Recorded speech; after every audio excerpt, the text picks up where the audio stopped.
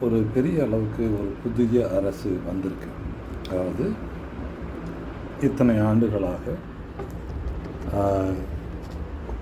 தமிழகத்தில் திமுக, அதிமுக மாறி மாறி, அதாவது ஒரு முறை அவங்க இருப்பாங்க, இன்னொரு முறை இவங்க இருப்பாங்க. எம்ஜிஆர் இருக்கிற காலகட்டங்களில் அதிமுக தொடர்ச்சியாக இருந்தது. அவர் மறைவுக்கு பிறகு கலைஞர், ஜெயலலிதா அப்படின்னு வந்த பிறகு மாறி வந்தாங்க. கடைசியாக ஜெயலலிதா இறப்பதற்கு முன்னால் திரும்பவும் அவங்க வந்தாங்க. இதுக்கு ஏன் அவங்க ஆட்சியில் இருக்கிறவங்க தோக்குறாங்க, ஏன் ஆட்சியில் இல்லாதவங்க வராங்கன்னா, 2 பேர் தான் அங்கே களத்தில் நிற்பாங்க. அப்போது அதிகாரத்தில் இருக்கிறவர்கள் செய்கிற அழிச்சாட்டியங்களுக்கு மாற்றாக வேறு வழிகள் இல்லாதவும், இவங்களுக்கான ஒரு ஃபாலோயர்ஸும் திறத்தன்மையோடு இருப்பாங்க. ஏன்னா இவர்களை பிடிக்காதவர்கள், இவர்கள் செய்கிற அட்டூழியங்களால் இந்த பக்கம் வந்தவர்களும், இந்த பக்கம் இருக்கிறவர்கள் செய்கிற அட்டூழியங்களாலோ அல்லது ஆதாயங்கள், இவர்கள் அதிகாரத்தில் இருக்கும்போது ஆதாயம் அடைய முடியாதவர்களும் இந்த பக்கங்களும் இருப்பாங்க. இதன் அடிப்படையில் இந்த 2ஆக பிரிஞ்சிருக்கும். இந்த நடுவில் அந்த ஃப்ளோட்டுன்னு சொல்லுவாங்க. அவங்க இப்போ ஒரு சூழலியல் காரணங்களாக பல காரணிகளால் பாதிக்கப்பட்டவர்கள் ஆட்சியில் இருக்கிற கட்சிக்கு எதிர்நிலையில் எடுக்கும்போது அந்த ஆட்சியில் இல்லாத கட்சிக்கு வாக்குகள் போய் அவர்கள் வெற்றி பெறுவாங்க. சரி, இப்போது இந்த 2026 தேர்தலில் என்ன நடந்திருக்கு அப்படின்னு நீங்கள் பார்த்தீங்கன்னா, இவங்க ரீல்ஸ் ஆச்சு, எதுவுமே புரியாமல் வாக்களிச்சிட்டாங்க, மக்களுக்கு அடிப்படை புரிதலே இல்லை வாக்களித்ததில் அப்படின்னு சொல்கிறாங்க. ஆனால் கிடையாது, மக்கள் மிக தெளிவாக தான் வாக்களிச்சிருக்காங்க. அந்த வாக்கு அளித்ததில்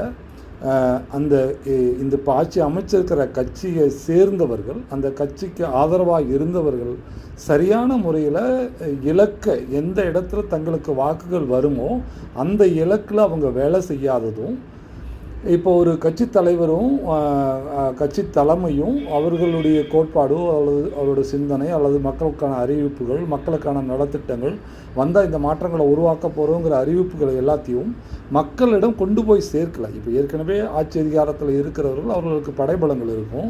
அவங்க யாரெல்லாம் தங்களுடைய வாக்காளர்கள், தங்களுக்கு வாக்களிக்கக்கூடியவர்கள் அவங்களுக்கு தெரியும். அவங்கள போய் ஒரு தடவையோ 2 தடவையோ அந்த உள்ளூரில் இருப்பவர்கள் சந்திப்பாங்க. அதுக்கப்புறம் பணம், அந்த ஃபேக்டர் ரொம்ப பெரிய அளவுக்கு தமிழக தேர்தலில் விளையாண்டுருக்கு. அது ஆதாரபூர்வமற்ற தகவல். அப்படி இருக்கிற பொழுது அந்த வாக்குகளை எல்லாம் போய் பெறணும்னா, நம்ம எதுவுமே செய்யாமல் பெறணும்னா நம்ம என்ன பண்ணணும், போய் அவங்கள மரியாதை கொடுக்கணும். போய் மரியாதை கொடுத்து, இந்த மாதிரி சூழல் இருக்குது, நாங்கள் நிற்கிறோம், புதிய மாற்றாக வந்திருக்கோம், இங்கே வாக்குகளை பெறணும் அப்படின்னு. அதை தமிழகம் முழுக்கும் இப்போ ஆட்சியில் இருக்கிற கட்சியை சேர்ந்த பெரும்பாலானவர்கள், அதாவது ஒரு 30% அந்த வேலையை செய்தாங்க. மீதி 70% எந்த தொகுதியிலும், இப்போ அமைச்சராக இருக்கிறவர்களுடைய தொகுதியில் கூட வேலை செய்யலாம். அந்தந்த பகுதிகளில் அந்த கட்சிக்கு ஆதரவாகவோ இல்லை இந்த 2 கட்சிக்கு எதிர்நிலையில் இருக்கிறவர்களோ தாங்களே முன்வந்து கொடிகளை கட்டிக்கிட்டு, தாங்களே முன்வந்து கிடைச்ச பதாகைகளை கொண்டு போய் கொடுத்து வாக்குகளை கேட்டது தான் நான் பார்த்தது. சரி, ஓகே, ஏன் இவர்கள்லாம் தோத்தாங்க, கடந்த காலத்தில் ஆட்சியாளர்களாக இருந்தவங்க தோத்தாங்கன்னு காரணம் இருக்கணும்ல. அந்த காரணங்களை நான் வரிசைப்படுத்துகிறேன். இந்த எல்லா காரணங்களின் காரணமாக தான் அவங்க தோற்று போயிருக்கிறாங்க. அதை அவங்க உணர மறுக்கிறாங்க. இன்றைக்கு வரைக்கும் அவங்க அதை பற்றின சிந்தனை பக்கம் கூட அவங்க போகலை. தோற்றவர்கள் 2 கட்சிகளுமே அதுக்கான காரணத்தை இன்றைக்கு வரைக்கும் அவங்க அலசலை, அல்லது அதை குறித்து அவங்க சிந்திக்க கூட தயாராக இல்லை. முதல்ல டாஸ்மாக் 2 கட்சிகளும் வந்தால் டாஸ்மாகை வச்சுக்கிட்டு இருப்பாங்க அப்படிங்கிற தன்மை, அதாவது கருத்து மக்கள் மத்தியில் பலமாக ஆணி அடித்த மாதிரி இருக்குது. அதாவது அதிமுக ஆட்சிக்கு வந்தாலும் சரி, திமுக வந்தாலும் சரி, டாஸ்மாக் இருக்கும் அப்படிங்கிற நம்பிக்கை அல்லது கருத்து மக்கள் மத்தியில் பரவலாக எல்லாரிடமும் இருக்குது. அதில் மாற்று கருத்தும் இல்லை. இதில் சாராயம் குடிக்கிற நபர்களும் இவ்வளோ அருகாமையில் கிடைக்கிது, அதனால் நம்ம அதை போய் வாங்குகிறோம், கொஞ்சம் தூரமாக இருந்தால் தவிர்க்கலாம்ல அப்படிங்கிறதும், அந்த வீட்டில் இருக்கிற பெண்கள், அதனால் பாதிக்கப்படக்கூடிய குழந்தைகள் எல்லாருமே இந்த டாஸ்மாக் மேலே மிகப்பெரிய வெறுப்போடு இருக்கிறாங்க. இது கடந்த கால ஆட்சிகளில் கொஞ்சமாக பிரளயம் மாதிரி ஆச்சு. ஆனால் இந்த கடந்த 5 ஆண்டுகளில் சந்து கடைகள்ங்கிற பெயரில் 24 மணி நேரமும் உங்களுக்கு சாராயம் கிடைக்கும், அதாவது சரக்கு கிடைக்கும், கோட்டர் கிடைக்கும். அதில் 20 ரூபா 30 ரூபா, அதாவது கடையிலேயே 20 ரூபா கூடுதலாக வச்சு கொடுப்பாங்க. நீங்கள் சந்து கடைகளில் போனீங்கன்னா இன்னும் கூடுதலாக இருக்கும். அவங்க அதுக்குள்ளே ஒரு சைடிஷ், ஒரு முட்டை இதெல்லாம் தருவாங்க. சந்து கடைகளில் அந்த சைடிஷ் நீங்கள் கொடுக்குற பணத்துக்கு உள்ள சைடிஷ் எல்லாம் கொடுப்பாங்க. ஸோ டாஸ்மாக் மிகப்பெரிய எதிரியாக இந்த 2 கட்சிகளுக்கும் இருந்திருக்கு. அது சமூகத்தில் மிகப்பெரிய அளவுக்கு பாதிப்பை ஏற்படுத்தியிருக்கு. அதுக்கு ஒரு சாட்சியாக ஒரு ஃபோட்டோவை நான் இங்கே காமிக்கிறேன். இந்த காடை நீங்கள் பாருங்கள். 13 வயது பையன் காணாமல் போயிருக்கான். இவங்க எல்லாம் கோவையில் இருகூர் அருகே 13 வயசு சிறுவனை கற்களால் மது பாட்டில் கொண்டு அடித்து கொண்டு இருக்காங்க. இறந்த பையனுக்கு வயசு என்ன? 13. அவனை அடித்து கொன்னவனோட வயசு என்ன? 13 மற்றும் 15. இதில் இருக்குது பாருங்கள் கீழே. அடித்து கொன்னதை என்னதில் கொண்டு இருக்காங்க? மது பாட்டில், கற்கள். இங்கே என்ன சொல்கிறாங்க? 10 மணிக்கு மேலே டாஸ்மாக் மூடப்படுது அப்படின்னு சொல்கிறாங்க. 21 வயசுக்கு கீழே மது கிடைக்கலன்னு சொல்கிறாங்க. இதில் இன்வால்வ் அதாவது இதில் சம்மந்தப்பட்டிருக்கிற மாணவன், இது வந்து நடந்தது எப்போது? நல்லா பார்த்துங்க, தேதி வேறு பழைய தேதி சொல்லிடுறானே, 18 மே 2026 இந்த கார்டு. ஓகேவா? இதுக்கு உடனே இந்த அரசு தான் காரணம்னு சொல்லுவாங்க. இது காமெடி, அது ஒரு பெரிய காமெடி. 13, 15, இறந்த பையனுக்கு 12. இது 13 வயது பையன் இறந்துருக்கான் அடித்து. அதில் இன்வால்வ் ஆனவன் 13 வயசு பையனும் 15 வயசு பையனும். அடித்து கொண்டதில் மது பாட்டிலும் கற்களும். இது ஒரு சாம்பிள் தான். இது நான் பார்த்த, என் கண்களால் பார்த்ததில் பெண்கள் இருக்கிறாங்க, பள்ளி பெண்கள் இருக்கிறாங்க, கல்லூரி போகிற பெண்கள் இருக்கிறாங்க, வீட்டில் இருக்கிற பெண்கள் இருக்கிறாங்க, கணவன் மனைவிக்கு வாங்கிட்டு வந்து கொடுத்துட்டு 2 பேரும் மது அருந்தக்கூடிய, அதாவது ஏழை, அதாவது அன்றாடம் உழைப்பை செலுத்தி வாழக்கூடியவர்களுடைய குடும்பத்தில் அந்த மாதிரி இருக்குது. அப்புறமா பணம் கொடுத்து பெண் வந்து சரக்கு வாங்கிட்டு வந்து கொடுக்க சொல்லி அருந்தக்கூடியவர்கள், தனியாக இருக்கிற பெண்கள், அதற்கு ஆள வைத்திருக்கிற பெண்கள், பல வகைகள். இதில் வந்து இப்படி தான் அது இருக்குது அப்படின்னு நம்ம சொல்ல முடியாது. இது பள்ளி போகிற குழந்தைகள், கல்லூரி போகிற குழந்தைகள், ஆண் பெண் இருபாலர், பெண்கள் இப்போ அதிகரிச்சுட்டு இருக்கிறாங்க, இல்லத்தரசிகள், அப்புறமா சுயமாக சம்பாதிக்கக்கூடிய பெண்கள், அப்புறம் இப்போ கணவன் வந்து மது அருந்திட்டு பிரச்சனை பண்ணுறான்ட்டு தனியாக இருக்கிற பெண்கள், அவங்களுக்கு கூட சேர்ந்து அந்த பெண்களை கெடுக்கக்கூடிய ஆண்கள், ஊதாரிகளாக இருக்கக்கூடியவர்கள், குடும்பங்கள் உடைபடுது. இந்த சாராயத்தினால குடும்பங்கள் உடைபடுது. இப்படி எண்ணற்ற வகையில் நான் கண்ணு முன்னாடி பார்க்குறேன். ஒருத்தர் கல்யாணம் ஆன ஒரு கல்யாணம் ஆகி குழந்தைகள் எல்லாமே வளர்ந்துட்டாங்க. எல்லாருக்குமே திருமணம் பண்ண ஒரு லேடி, அவருக்கு கணவன் இருக்கார். அவர் ஒரு மிகப்பெரிய ஒரு குடிகாரன். அவனை அடித்து துரத்தி விட்டுட்டு இன்னொரு ஆணோட அந்த பெண் இருக்கிறாங்க. எல்லாருமே அன்றாடம் காட்சி தான், அன்னைக்கு சம்பாரித்து வாழக்கூடியவர்கள் தான். அந்த பையன் கல்யாணம் ஆகாமல் கூட இருக்கிறான், அவனும் தண்ணி அடிக்கிறான், வேலைகள் உடல் உழைப்புக்கு போகிறவன். அந்த பெண் இப்பொழுது ஒரு ஆணோடு இருக்கிறாங்க. அந்த ஆணும் அந்த பெண்ணும் 2 பேரும் சாராயம் வாங்கிட்டு வந்து உட்காந்து அடிச்சுக்கிட்டு இருக்காங்க. அந்த கணவன் எங்கே இருக்கானே தெரியல, அவனும் சாராயத்துக்கு அடிக்ட் ஆனான்.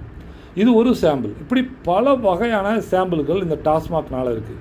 இதுதான் மிக முக்கிய காரணம். பெண்கள் வாக்கு, அப்புறமா இதை பார்க்குற குடும்பம், சாராயம் மது அருந்தாத குடும்பங்கள் இருக்கிறவர்கள். இப்போது என் வீட்டுக்கு முன்னால் இருக்கிற ஒரு ஸ்ட்ரீட் லைட்டில் ஒரு 4 பேர் உட்காந்து மது அருந்துவதை நான் எப்படி பார்க்கணுங்கிறத என்னோடய கமெண்ட்டில் வந்து சொல்லுங்கள். என்னோடய வீடு இருக்குது, என்னோடய வீடுக்கு முன்னால் ஒரு ஸ்ட்ரீட் லைட் இருக்குது. அந்த ஸ்ட்ரீட் லைட்டை கல்லெடுத்து அடித்து உடச்சிட்றாங்க. உடச்சிட்டு அதுக்கு முன்னாடி உட்காந்து பைக்கை நிப்பாட்டி அங்கே பக்கத்தில் இருக்கிற வீடுகளை சேர்ந்த ஒரு 4 பேர் உக்காந்துக்கிட்டு சாராயங்களை பரப்பி உட்காந்து, அந்த லைட் வெளிச்சம் குறைவாக தானே இருக்குது, அந்த இடத்துல உட்காந்து மது அருந்துறாங்க. என் வீட்டில் ஒரு 8வது படிக்கிற ஒரு பையன் இருக்கிறான். அவங்கள எப்படி பார்க்கணும், நான் அதை எப்படி பார்க்கணும், இல்லை எனக்கு ஏதேனும் வந்து சிறுமையான மனசு இருக்கா, தவறான மனசு இருக்கா, அவங்களோட காசில் அவங்க மதுவை வாங்கி வந்து அவங்க வீட்டுக்கு பக்கத்தில் இருக்கிற ஒரு வீதியில் உட்காந்து மது அருந்துறாங்க, அது அவங்களோட உரிமை அப்படின்னு நான் எடுத்துக்கணுமா அப்படிங்கிறத நீங்கள் சொல்லுங்கள். எனக்கு ஓரளவுக்காக அறிவோ இல்லை இங்கே பொதுதளத்தில் பேசக்கூடிய அளவுக்கு இருக்கிற எனக்கே இந்த கதி தானா? இன்னும் வாய்ஸ் அற்ற, இன்னும் வந்து பேச முடியாத அல்லது கல்வி அறிவு அற்ற மக்கள் பக்கத்தில் போய் உக்காந்து இந்த மாதிரி சாராயத்தை குடித்து பாட்டிலில் உடைச்சிட்டு போனாங்க அப்படின்னா, இப்போ இந்த இடத்துல உடைச்சா பிரச்சனை வரும், ஏதாவது பண்ணுவாங்க அப்படின்னா அவங்க அப்புறப்படுத்துகிறாங்க அந்த பொருட்களை ஏனும் அந்த பகுதியில் இருக்கிற புதர்களில். ஆனால் உடைக்க செய்வாங்க. ஏதாவது வாய்ஸ்லெஸ்ஸாக இருக்கிறவங்க, பொருளாதாரத்தில் கீழே இருக்கிறவங்க, ஜாதி நிலையில் கீழே இருக்கிறவங்க பக்கத்தில் இந்த மாதிரி போய் குடித்தாங்கன்னா பாட்டில் அவத்தையே உடைப்பான். அதுதான் அவனோட அராஜகம். அவருக்கு தண்ணி குடித்தது மற்றவங்களுக்கு தெரியணும்ல, அவர் சரக்கு அடிச்சது. ஸோ இந்த டாஸ்மாக் வந்து அவ்வளோ பெரிய அநீதியை இங்கே செஞ்சிருக்கு. அதனால தான் மிகப்பெரிய அளவுக்கு இந்த 2 கட்சிகளும் வெறுப்பை சம்பாதிச்சிருக்காங்க மக்கள் மத்தியில். பெண்கள், குழந்தைகள்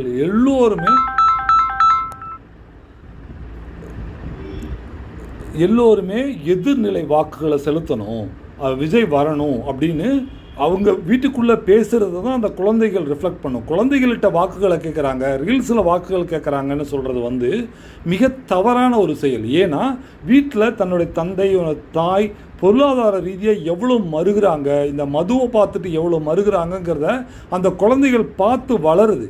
அப்போ வளரும்போது என்ன நினைப்பாங்க, பரவாயில்ல புதுசாக ஒருத்தர் வந்திருக்காரு, இவர் ஜெயிச்சா கூட நல்லா தானே இருக்கும் அப்படின்னு அந்த வீட்டுக்குள்ளே ஒரு கருத்தோட்டம் இருக்கும். அந்த கருத்தோட்டம் தான் அந்த குழந்தைகிட்ட வந்து விதைக்கப்படுது.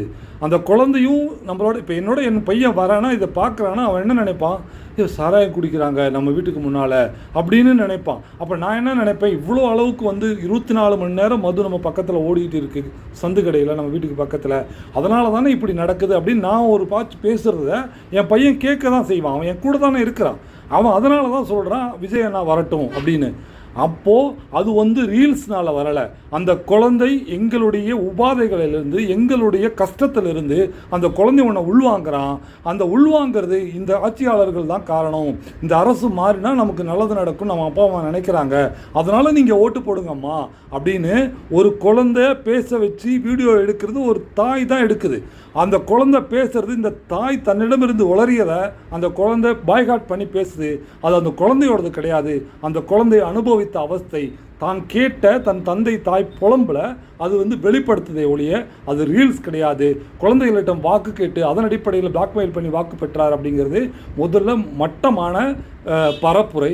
அதை நீங்கள் அப்படி செஞ்சீங்கன்னா நீங்கள் அறிவிலிகளாக தான் இருப்பீங்க. ஒன்று. ரெண்டாவது ஊழல். இந்த ஊழல் வந்து மிக பெரிய அளவில் இந்த தமிழகம் முழுக்கவும் இருக்குது. பல இடங்களில் சாலைகளே போடப்படலை, ஆனால் ஊழலில் பணத்தை எடுக்கிறாங்க.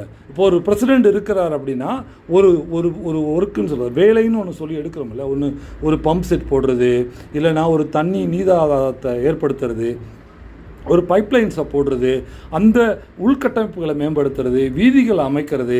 இந்த கலைஞர் காலகட்டங்களில் வீதிகள் அமைக்கப்பட்ட, காங்கிரீட்டுக்கு அமைக்கப்பட்ட வீதிகள் தான் இன்றைக்கி இருக்குது.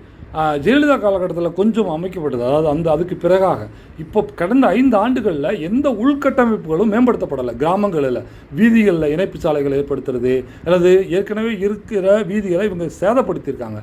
அதை பைப்லைன் போடுறோம், அதை போடுறோம், இதை போடுறோன்னு. ஆனால் அந்த காங்கிரீட் பாதைகள் உடைச்சி சுக்குநூறாக்கப்பட்டிருக்கு. பல வீதிகள் பயன்படுத்தவே முடியாது, நடக்க மட்டும்தான் பயன்படுத்த முடியும். இது 10-15 ஆண்டுகளுக்கு முன்னால் போடப்பட்ட அந்த காங்கிரீட் வீதிகள். எந்த ஒரு உள்கட்டமைப்பும் நடத்தப்படலை. ஆனால் பணம் வந்திருக்கு, பணம் எடுக்கப்பட்டிருக்கு. பல உள்ளாட்சி அமைப்புகளில் பிரசிடென்ட் தலைவர்கள் கையாடல்களை செய்திருக்காங்க. எவ்வளோ லட்ச ரூபாய் கையாடல்கள் செய்திருக்காங்கன்றது இந்த அரசு தான் ஏதேனும் விசாரணை கமிஷன் போட்டு ஒவ்வொரு பஞ்சாயத்துலேயும் அல்லது ஒவ்வொரு வீடியோ ஆஃபீஸ் லெவலில் எவ்வளோ பணத்தை திருடி இருக்காங்க, எவ்வளோ கட்டடங்கள் கட்டாமல் கட்டப்பட்டதாக சொல்லப்பட்டிருக்கு, எவ்வளோ பள்ளிக்கூடங்கள் இன்றைக்கெல்லாம் ஒழுகிறதாகவும் மேலே இருக்கிற பூச்சிகள் உடைஞ்சு விழுந்து குழந்தைகள் காயப்படுறதும் குழந்தைகள் இறக்குறதும் நடக்குது. அப்போ அதெல்லாம் எவ்வளோ கட்டடங்கள் கட்டப்பட்டதாக கணக்கு காட்டப்பட்டிருக்கு. பழைய காமராஜர் கட்டடத்திலே இன்றைக்கும் கட்டடங்கள் பள்ளிகள் இயங்கிட்டு இருக்குது. புது கட்டடங்கள் ஏன் 30 வருஷங்களில் உடைஞ்சு போயிடுது? இதெல்லாம் நீங்கள் கட்டணம் தானே. நான் படித்த முதல்நிலை தொடக்கநிலை பள்ளி, ஆரம்ப பள்ளியும் காமராஜர் கட்டின கட்டடம், நான் படித்த கட்டடம் தான் இருக்குது இன்றைக்கி. வேறு கட்டடம் இதுக்கப்புறமா 3 கட்டடம் கட்டிட்டாங்க. அந்த கட்டடங்கள்லாம் உடச்சி எடுக்கப்பட்டுருச்சு. அப்போ ஏன் இந்த 50 ஆண்டுகளில் கட்டப்பட்ட கட்டடங்கள் எதுவுமே ஏன் நிலைக்கல அப்படின்னா அவ்வளோ ஊழல் நீங்கள் செய்கிறீங்க. இப்பயும் செஞ்சுட்டு தான் இருக்கீங்க. சில இடங்களில் கட்டடங்களே கட்டாமல் பணத்தை எடுத்துகிட்டு இருக்கீங்க.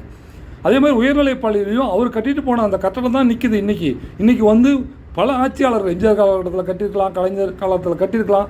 உடச்சி எடுத்துட்டு வேறு கட்டடங்களை திரும்ப கட்டுறீங்க. 50 ஆண்டுகளுக்குள்ளேயே நீங்கள் வந்து ஒரு 2வது முறை கட்டடங்களை கட்ட வேண்டிய நிலைமை இருக்குது. அதேமாதிரி சுற்றுச்சுவர்களை கட்டுறீங்க. 10 ஆண்டுகள் கூட பள்ளிக்கூட சுற்றுச்சுவர்கள் நிற்க மாட்டேங்குது. அப்போ என்ன மாதிரியான கட்டுமானங்களை நீங்கள் உருவாக்குறீங்க? அவ்வளோ ஊழல் அதில் செய்கிறீங்க. கட்டடங்களை கட்டினதாக கணக்கு காட்டுறீங்க.